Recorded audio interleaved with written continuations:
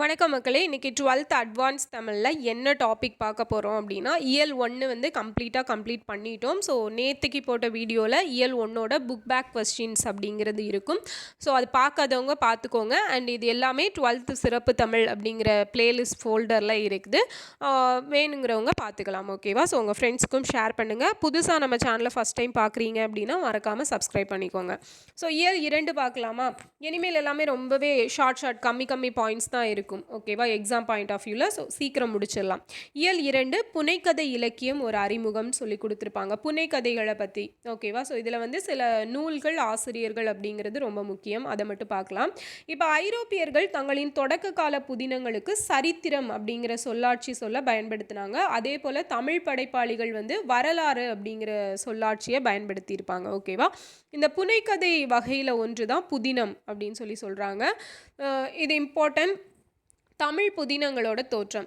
தமிழில் முதல் புதினம் எது அப்படின்னா பிரதாப முதலியார் சரித்திரம். வெளியான ஆண்டு 1879. என்ன ஆண்டு? 1879.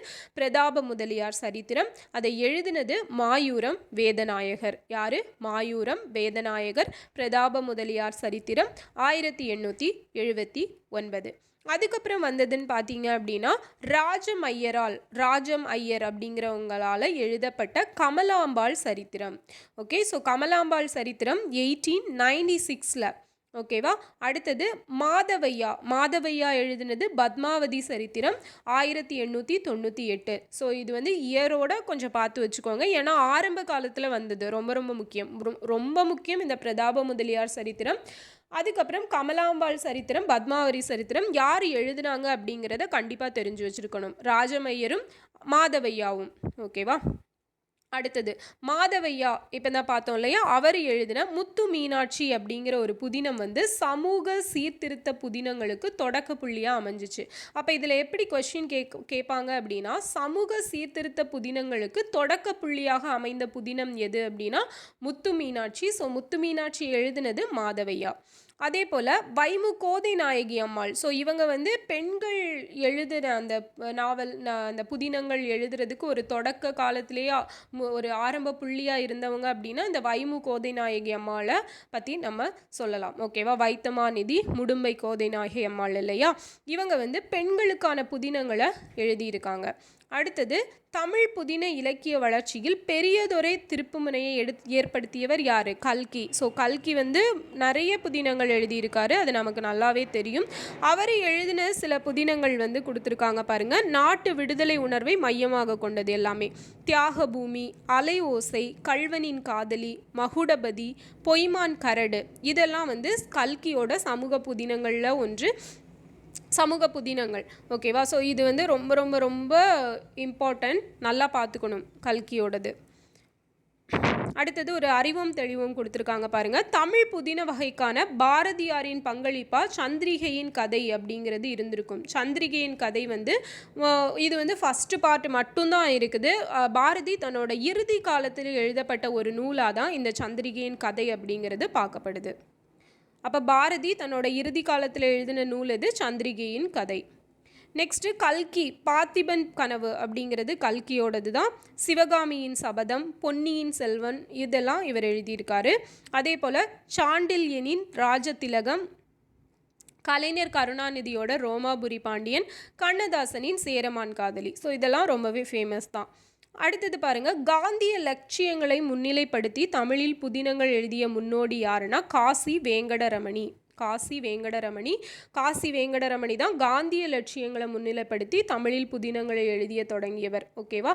ஸோ இவர் எழுதின மற்ற நூல்கள் தான் தேசபக்தன், கந்தன், முருகன் ஒரு உழவன் அப்படிங்கிறதெல்லாம். அதே போல் இந்த புதினங்கள் எல்லாம் இன்னும் குறிப்பிடத்தக்கதுன்னு பார்த்தோம் அப்படின்னா வரதராசனார் மூவா எழுதின அகல் விளக்கு, கள்ளோ காவியமோ, கரித்துண்டு, நெஞ்சில் ஒரு முள், இதெல்லாம். ஓகேவா? ஸோ யார் எது எழுதியிருக்காங்க அப்படிங்கிறத நல்லா பார்த்துக்கணும். அப்பப்போ ரீட் பண்ணிக்கணும். தான் மைண்டில் நிற்கும். ஓகேவா? ஸோ சித்திரப்பாவை புதினத்திற்காக ஞானபீட விருது 1975 யாருக்கு கிடச்சிருக்கும் அப்படின்னா அகிலன் அப்படிங்கிறவருக்கு கிடச்சிருக்கும். இவர் தான் ஃபஸ்ட்டு இந்த தமிழில் ஞானபீட விருது அப்படிங்கிறத வாங்கியிருப்பார். அடுத்தது லட்சியவாதிகளான நாயக நாயகிகளின் சித்தரிப்பை யார் படைப்புகளில் காணலான்னா பார்த்தசாரதி, பார்த்தசாரதி அவரோட படைப்புகளில் காணலான்னு சொல்லியிருக்காங்க. அதே போல் கிராமத்து இயல்பான சித்தரிப்புகளில் கிராமத்து வாழ்க்கையை பற்றின புதினங்கள் அப்படின்னா யாரோடது? சண்முக சுந்தரம். ஓகேவா? ஸோ இவர் எழுதினது தான் நாகம்மாள் அப்படிங்கிறது. அடுத்தது பூவும் பிஞ்சும், அழியா கோலங்கள், இதெல்லாம் சண்முக சுந்தரம் எழுதினது. நாகம்மாள், பூவும் பிஞ்சும், அழியா கோவியங்கள், அழியா கோலங்கள். உளவியல் அடிப்படையிலான மன ஓட்டங்களை வி வெங்கட்ராமனின் புனைவுகள் பேசுகின்றன. ஸோ என்ன கேட்டகிரியில் யார் எழுதியிருக்காங்க அப்படிங்கிறத நம்ம ஃபஸ்ட்டு புரிஞ்சு படிச்சுக்கணும். அடுத்தது தமிழில் முற்போக்கு புதினங்களை முதலில் தந்தவர் யார்னா தோமுசி ரகுநாதன் அப்படிங்கிறவர். இவர் எழுதினது தான் பஞ்சும் பசியும் அப்படிங்கிற புதினம். இது எதை பற்றி பேசுது அப்படின்னா பஞ்சாலை தொழிலாளர்களோட வாழ்க்கையை பற்றி பேசுது. அப்போ இந்த கொஸ்டின் எப்படி கேட்பாங்க? பஞ்சாலை தொழிலாளர்களின் வாழ்க்கையை பற்றி பேசும் புதினம் எது அப்படின்னா பஞ்சும் பசியும் அப்படிங்கிறது. நெக்ஸ்ட் வந்து ஜெயகாந்தன் எடுத்துட்டீங்க அப்படின்னா ஒரு மனிதன் ஒரு வீடு ஒரு உலகம், சில நேரங்களில் சில மனிதர்கள், கங்கை எங்கே போகிறாள், சுந்தர ஒரு நடிகை நாடகம் பார்க்கிறாள், இதெல்லாம் நம்ம 10th புக்லேயே வந்து படிச்சிருப்போம். அடுத்து இலக்கியங்கள், வட்டார இலக்கியங்கள், கரிசல் இலக்கியம் சொல்லுவோம் இல்லையா? ஸோ ராஜநாராயணன், அழகிரிசாமி, ஸோ இவங்கெல்லாம் இந்த கரிசல் இலக்கியத்தின் முன்னோடிகள்.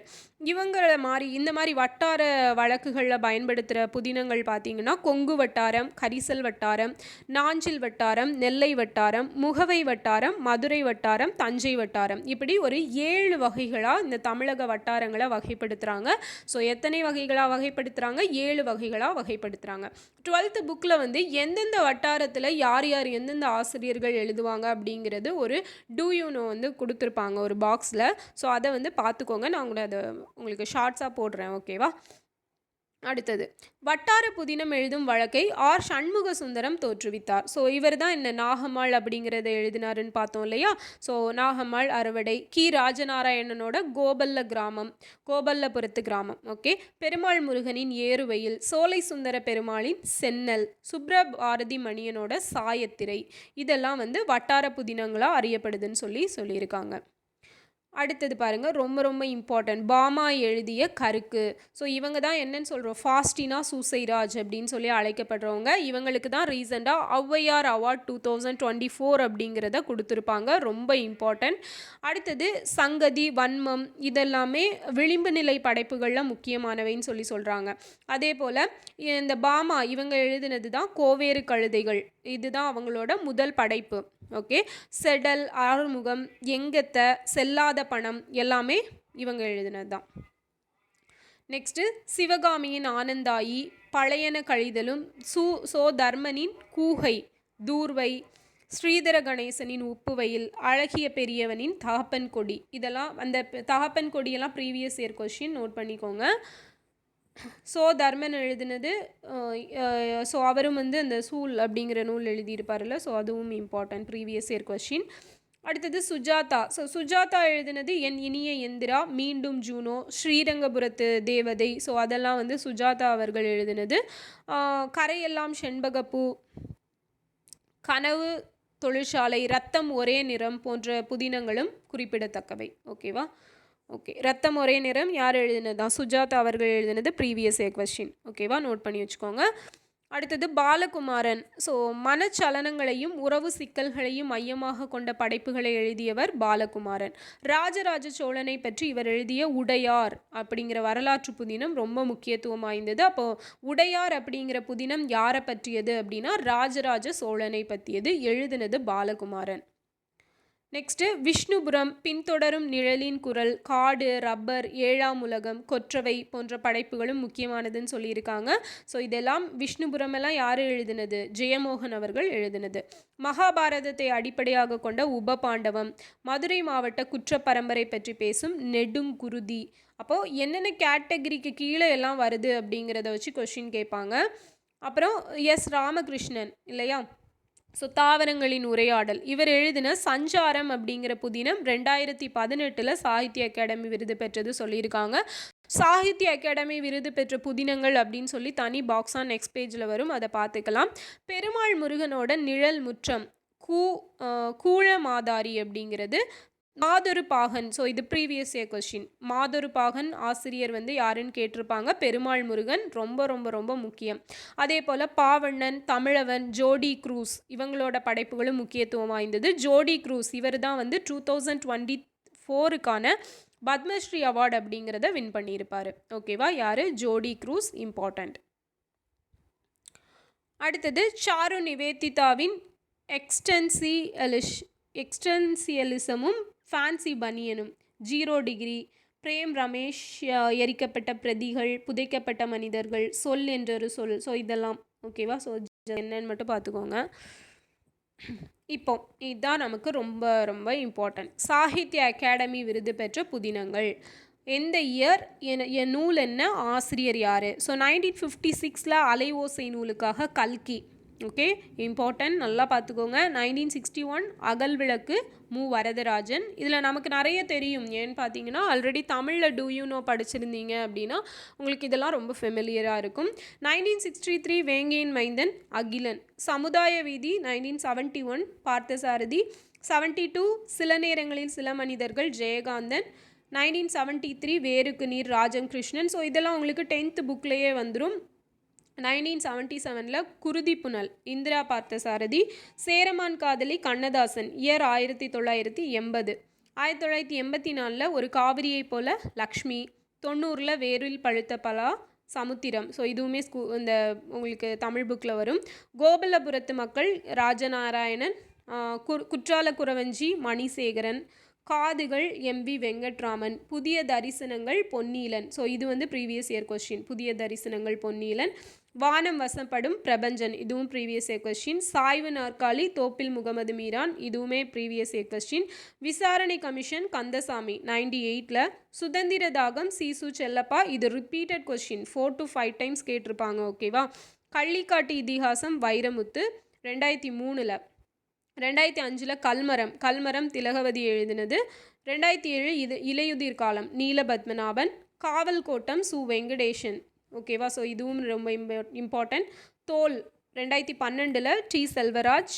கொர்க்கை ஜோடி க்ரூஸ். ஸோ இவருக்கு தான் என்ன கொடுத்துருக்காங்க, 2024 பத்மஸ்ரீ அவார்டு அப்படிங்கிறது கொடுக்கப்பட்டிருக்கு. அஞ்ஞாடி பூமணியோடது. இலக்கிய சுவடுகள் மாதவன். சஞ்சாரம் ராமகிருஷ்ணன். சூல் வந்து தர்மன். ஓகேவா?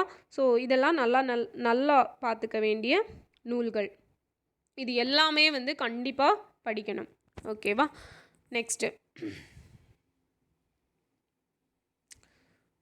புதினங்கள். ஸோ புதினங்களை பற்றி ஜஸ்ட் இந்த பேரால சொல்லியிருப்பாங்க. நாவலோ அப்படிங்கிற இத்தாலிய மொழி சொல்லந்தான் நாவல் அப்படிங்கிறது எடுத்திருப்பாங்கன்னு சொல்லியிருப்பாங்க. ஸோ இதோட பொருள் தான் புதுமை. இதை வச்சு தான் நம்ம தமிழில் நாவலை புதினம் அப்படின்னு சொல்கிறாங்க. ஸோ இந்த புதினங்கள் வந்து புனைந்து கூறியமையால் புதினம்னு அழைக்கப்பட்டதாக சொல்கிறாங்க. அதே போல் தான் புனைக்கதை அப்படிங்கிற பெயரும் வந்திருக்குது. குறும்புதினங்கள்ங்கிறது சிறுகதையின் போக்கிலிருந்து சற்று மாறுபட்டவை. ஓகேவா? ஸோ இது வரலாறு போர் அமையாமல் சிறுகதையாக அமைஞ்சிருக்கும்னு சொல்கிறாங்க. குறும்புதினங்கள் புதின இலக்கியங்களிலிருந்து வேறுபட்டிருக்கும் அப்படின்னு சொல்லி கொடுத்துருக்காங்க. இல்லை முக்கியம்னா சிறுகதையிலிருந்து மாற்றம் பெற்ற புனைக்கதை வடிவமே குறும்புதின இலக்கியம். அப்போ இது வந்து சிறுகதையிலிருந்து மாற்றம் பெற்ற புனைக்கதை வடிவம் என்னன்னு கேட்பாங்க. ஆப்ஷனில் குறும்புதின இலக்கியம் அப்படிங்கிறது இருக்கும், அதை கிளிக் பண்ணணும். ஓகேவா? ஸோ இது வந்து முடிஞ்சிச்சு. இதில் வந்து உங்களுக்கு 2 லெசன் இயல் 2ல் இருக்க ஒரு 2 லெசன் அப்படிங்கிறது கம்ப்ளீட் ஆகிருக்கும். அதுக்கு பின்னாடி புக் பேக் கொடுத்துருப்பாங்க. ஸோ இதுக்கு பின்னாடி பார்த்தீங்கன்னா ஃபுல்லாகவே ஸ்டோரிஸ் தான் இருக்கும். ஸோ நம்ம அதில் பார்க்க வேண்டியது நூலாசிரியர்களை பற்றி குறிப்புகள் கொடுத்துருப்பாங்க. அது மட்டும் ஒவ்வொரு பாடத்துக்கு பின்னாடியும் ஒரு 2-3 லைன்ஸ் தான் இருக்கும், ரொம்பவே கம்மியாக தான் இருக்கும். அதை பார்த்துக்கலாம். ஓகேவா? அது மட்டும்தான் இந்த இயலை பொறுத்த வரைக்கும் ரொம்ப இம்பார்ட்டண்ட்டாக இருக்கும். அதுக்கப்புறம் 3வது இயலுக்கு போய்க்கலாம். ஸோ ஃபஸ்ட்டு இதில் இருக்க ஆன்சர்ஸ். தமிழின் முதல் புதினமாக அறியப்படுவது எது? பிரதாப முதலியார் சரித்திரம். ஓகேவா? ஸோ இதுக்கு வந்து எந்த இயர் பார்த்தோம் அப்படிங்கிறத கமெண்டில் சொல்லுங்கள். வாழ்வியல் நிகழ்வுகளின் தொகுப்பு பார்வையாக உரைநடையில் எழுதப்படுவது எது? புதினம். என்னது? புதினம். ஸோ புதினம் அப்படிங்கிறது எந்த மொழியிலேருந்து எடுக்கப்பட்டது அப்படிங்கிறத கமெண்டில் சொல்லுங்கள். ஸோ அதோட பொருள் என்ன அப்படிங்கிறதையும் சொல்லுங்கள். 2 கொஷின் கேட்டிருக்கேன் இது வரைக்கும். அடுத்தது, கீழ்கண்டவற்றுள் சாகித்ய அகாடமி விருது பெறாத ஒரே புதினம் எது? ரத்தம் ஒரே நிறம். ஓகே, ஸோ மீதி 3மே வந்து சாகித்ய அகாடமி விருது பெற்றது. வானம் வசப்படும் பிரபஞ்சன் எழுதினது, காவல் கோட்டம் வெங்கடேசன், சஞ்சாரம் சஞ்சாரம் யார் எழுதியிருப்பாங்க? ராமகிருஷ்ணன் அவர்கள் எழுதினது. அடுத்தது, பொருந்தாத இணையை கண்டறி, சண்முக சுந்தரம் நாகம்மாள். ஸோ இப்போ தான் பார்த்தோம் இல்லையா, இது கரெக்டு. மாதவையா பத்மாவதி கரெக்டு. பாரதியார் சந்திரிகை, இதுவும் கரெக்டு. பாமா வந்து ஆனந்த தாய் அப்படிங்கிறது தப்பு. ஓகேவா? ஸோ பாமா வந்து கருக்கு அப்படிங்கிறது தான் ஃபேமஸாக தான் எழுதியிருப்பாங்க. ஸோ இன்னும் நிறைய எழுதியிருக்காங்க, பட் ஆனந்தாயி அப்படிங்கிறது அவங்க எழுதினது இல்லை. அடுத்தது, எழுத்தாளர் புதினம் பொறுத்துக கேட்டிருக்காங்க பாருங்கள். பெருமாள் முருகன் எழுதினது நிழல் முற்றம், செல்வராஜ் தோல், ஸோ தர்மன் வந்து கூஹை, ராஜம் கிருஷ்ணன் வேருக்கு நீர். ஓகே, ஸோ இது எல்லாமே ரொம்ப ரொம்ப முக்கியம். அடுத்தது, லட்சியவாத புதினம், இதை எழுதினது வந்து இது லட்சியவாத புதினம் அப்படின்னு அழைக்கப்படுறது அகல் விளக்கு. வரலாற்று புதினம் பொன்னியின் செல்வன். முற்போக்கு புதினம் பஞ்சும் பசியும், பஞ்சாலை தொழிலாளர்களை பற்றி கூறுறது இல்லையா. வட்டார வழக்கு புதினம் அறுவடை. ஓகேவா? ஸோ இதுக்கான ஆன்சர் பார்த்தீங்க அப்படின்னா ஆப்ஷன் ஏ. பின்வரும் கூற்றுகளுள் தவறானவற்றை சுட்டுகன்னு கேட்குறாங்க. கதை காப்பியங்களே புதினங்களாக மாற்றம் பெற்றன. ஸோ இது கரெக்டு. முதன்மையான புனைக்கதை கலைக்கூறுகளுள் ஒன்று கதை பின்னல், இதுவும் கரெக்டு. வரலாற்று நிகழ்வுகளை அடிப்படையாக கொண்டு எழுதப்படுபவை லட்சியவாத புதினங்கள்னு சொல்லியிருக்காங்க. ஸோ அது தப்பு. லட்சியவாத புதினங்கள் வேறு, இது வரலாற்று நிகழ்வுகளை பற்றி சொல்கிறது நமக்கு வரலாற்று புதினங்கள் அப்படிங்கிறது, சமூக புதினங்கள் அப்படிங்கிற பேரில் இருக்கும். வாழ்வின் பல்வேறு இயல்புகளையும் சிக்கல்களையும் விரித்து சொல்வதற்கு புதினம் ஏற்ற வடிவம் அன்று அப்படின்னு சொல்லியிருக்காங்க. பட் அது தவறு. கரெக்டான வடிவம் புதினம் தான். ஓகேவா? அப்போ ஆப்ஷன் பி 3, 4 வந்து தவறு. பின்வரும் கூற்றுகளுள் சரியானவற்றை தேர்ந்தெடுக்க. கதாபாத்திரம் தனது எண்ண ஓட்டங்களாக கதை நிகழ்வுகளை நினைத்து பார்க்கும் வடிவத்தில் கதை அமைவது நனவோடை முறை அப்படிங்கிறது கொடுத்துருக்காங்க. ஸோ இது கரெக்ட். இது வந்து நம்ம இப்போ செகண்டாக ஒரு பாக்ஸ் பார்த்தோம் இல்லையா, அதில் வந்து ஒரு செகண்ட் பேஜில் ஜஸ்ட் அது கொடுத்துருப்பாங்க. நீங்கள் இந்த புக் பேக் மட்டும் அதை தெரிஞ்சுக்கிட்டால் போதும். ஓகேவா? அதில் ஃபுல்லாக வந்து கொஞ்சம் டீட்டெயிலாக இருக்கும். அது எக்ஸாம் பாயிண்ட் ஆஃப் வியூவில் தேவையில்லை. அதனால் இந்த கொஸ்டின் நல்லா பார்த்துக்கோங்க. புதினம் வாழ்வின் ஒரு துளியை, ஒரு புள்ளியை, ஒரு தரப்பை மட்டும் சொல்ல வந்த வடிவம்னு சொல்லியிருக்காங்க. ஸோ அது தப்பு. உறுதியான கதை மாந்தர் அடையும் மாற்றமே புதினத்திற்கு நாடகத்தன்மையை தருகிறது, இது கரெக்டு. ஒரு புதினம் அதன் வாசிப்பின் பயனாக வாசகனுக்கு ஒரு ஒட்டுமொத்த பார்வையை அளிக்க வேண்டுவதில்லை, தப்பு. அந்த ஒரு ஒட்டுமொத்த ஒரு பாயிண்ட் ஆஃப் வியூ அப்படிங்கிறது கிடைக்கணும் இல்லையா ரீட் பண்ணுறவங்களுக்கு. அப்போது 4 வந்து தப்பு. ஓகேவா? அப்போ 1 and 3 தான் வந்து சரி. நெக்ஸ்ட்டு, எழுத்தாளனின் படைப்பாளுமையை நிர்ணயிக்கும் அளவீடு எது அப்படின்னா மொழிநடை. ஸோ எழுத்தாளன் அப்படின்னாலே எதான்? மொழிநடை தான். கதையின் போக்கில் எதிர்கால கற்பனைகள் விவரிக்கப்படுவது முன்னோக்கு முறை. என்னது? முன்னோக்கு முறை. ஓகேவா? ஸோ இதுதான் வந்து இன்றைக்கி இன்றைக்கி பார்த்த லெசன்ஸ். அந்த லெசனுக்கு பின்னாடி இருக்கிற புக் பேக் கொஸ்டின். ஓகேவா? ஸோ நல்லா பார்த்துக்கோங்க. புக் பேக் கொஸ்டின் ரொம்ப ரொம்ப ரொம்ப இம்பார்ட்டன்ட். ஓகே, ஸோ இந்த வீடியோ யூஸ்ஃபுல்லாக இருந்திருக்கும்னு நினைக்கிறேன். கேட்ட கொஸ்டின்ஸ்க்கெல்லாம் மறக்காமல் ஆன்சர் பண்ணிடுங்க. அண்ட் இந்த வீடியோவை லைக் பண்ணி மறக்காமல் உங்கள் ஃப்ரெண்ட்ஸுக்கு ஷேர் பண்ணிடுங்க. நெக்ஸ்ட் வீடியோவில் பார்க்கலாம். தேங்க்யூ.